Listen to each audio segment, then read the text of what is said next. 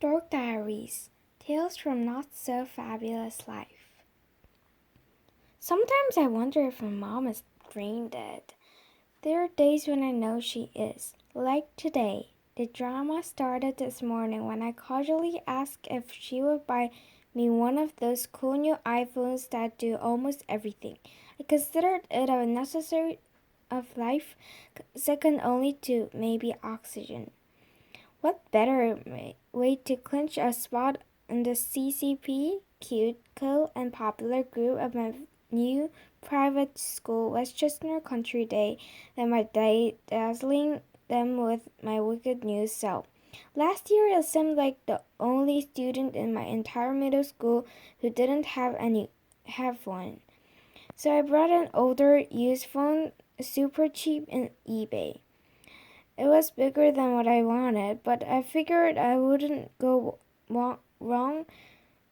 Clearance price of my $12.99. I put my telephone on my locker and I spread the word that everyone could call me with all those juicy gossip with my new telephone. Then I counted down the minutes before my social life started heating up. I got really nervous when two of the CCP girls came walking down the hallway direction chatting on their cell phones. They came right over my locker and started acting super friendly. They invited me to sit with them at lunch and I was like, okay. But deep inside I was jumping up and down and doing my stupid happy dance. Then things got really strange. They said they had heard of my $600 juicy culture designer cell phone and that everyone, meaning the rest of the CCP crew, couldn't wait to see it. I was about to explain the juicy gossip on my new telephone, not the gossip on my juicy telephone. But I never got a chance to because unfortunately my telephone started ringing very abnormally loudly.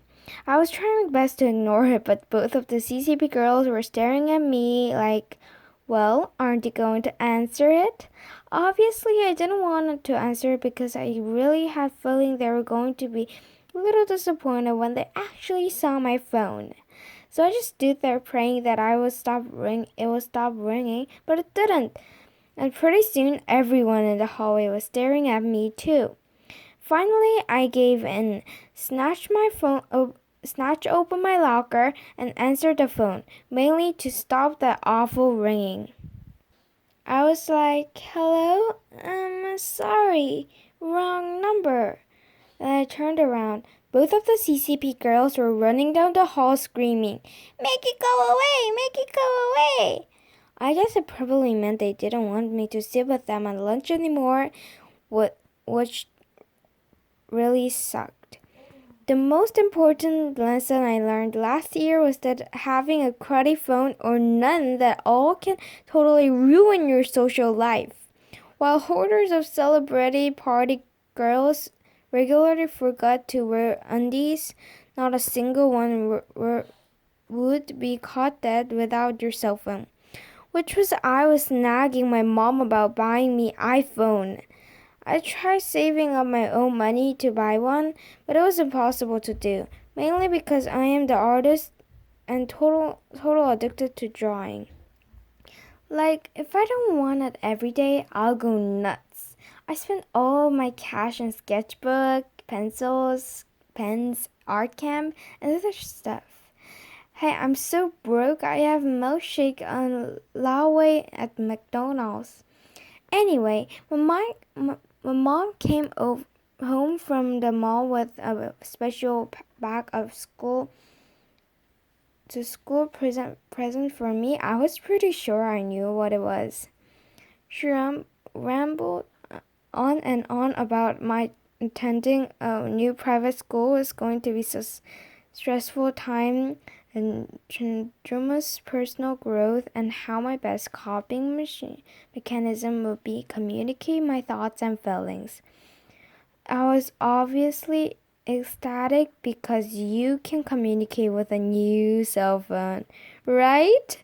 I kind of zoned out most of my mom was saying because I was dreaming about all the cool ringtones, music, and movies I was going to download. It was going to be love at first sight. But after my mom finally finished her little speech, she smiled really big, hugged me, and handed me a book. I opened it, frantically flipped through the pages, figuring that maybe she had hidden my cell phone inside. It made perfect sense at the time because all the advertisements said it was tiniest model in the market. But slowly it dawned on me that my mom had not gotten me a cell phone and so-called present was just stupid little book. Talk to make your heart break. And I noticed that all the pages of the book were blank. I was like, oh no, she didn't. My mom have given me two things, a diary and table advice is in fact canary brain dead. Obviously, no one writes their most infinite feelings and deep dark secrets in their diary anymore. Why? Because just one or two people knowing all your biz could completely ruin your reputation. You're supposed to post this kind of juicy stuff and online with your blog so millions can read it. Welcome to my blog, True Confessions, Juicy Gossip Dark Secrets. Only a total dork would be caught writing in a diary. This is the worst present I've ever received in my entire life. I wanted to yell on top of my lungs. Mom, I don't need a stupid book with 288 blank pages. What I need is to be able to communicate with my thoughts and feelings to my friends using my very own cell phone.